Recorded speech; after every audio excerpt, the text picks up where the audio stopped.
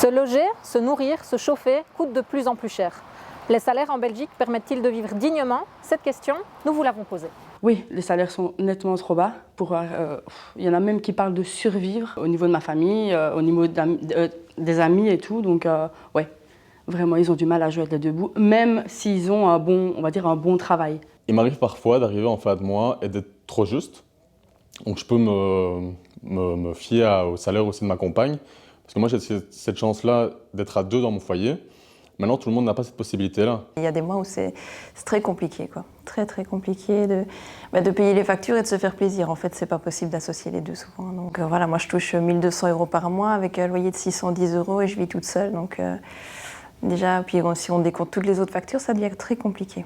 Très compliqué. Moi, j'ai la chance de travailler dans une société où on a énormément d'avantages en nature, des avantages du sursalaire et des choses comme ça.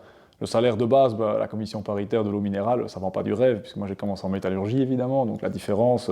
Mais par contre, là, on a beaucoup de choses à côté qui font qu'on n'a vraiment pas mauvais. Mais c'est pas le cas de tout le monde. Je sais bien qu'il y a des gens qui ont le minimum barème et point. Et ça, la vie, elle n'arrête pas de coûter de plus en plus cher, les carburants augmentent, l'énergie augmente à crever en ce moment, et eux, ils ont que ça. En tant que petite ouvrière de titre-service, à l'heure actuelle, en 2021, mon salaire brut horaire dépasse à peine les 12 €.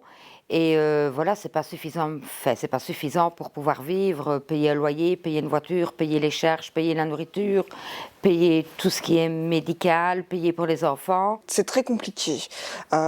Maintenant, je suis à temps partiel aussi, donc j'ai aussi fait le choix de travailler moins pour m'occuper de mes enfants. Mais c'est vrai que si les salaires étaient un peu plus élevés, ça permettrait de faire d'autres choses. J'ai un collègue qui fait énormément d'heures, environ 36 heures dans la semaine, et qui, lui aussi, malgré que sa femme travaille, a aussi beaucoup de difficultés en fin de mois parce qu'ils travaillent les deux en titre-service. Et du coup, cumuler 2 temps pleins et l'éducation des enfants devient très compliqué.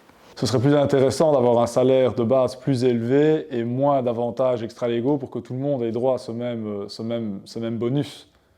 Finalement, plutôt que certains, comme moi, qui ai la chance d'être dans une boîte qui se porte très bien, donc on a plein de trucs, vis-à-vis de gens qui sont dans l'agroalimentaire aussi, mais où ça se porte beaucoup moins bien, et ils ont ricrac le minimum et tiré votre plan.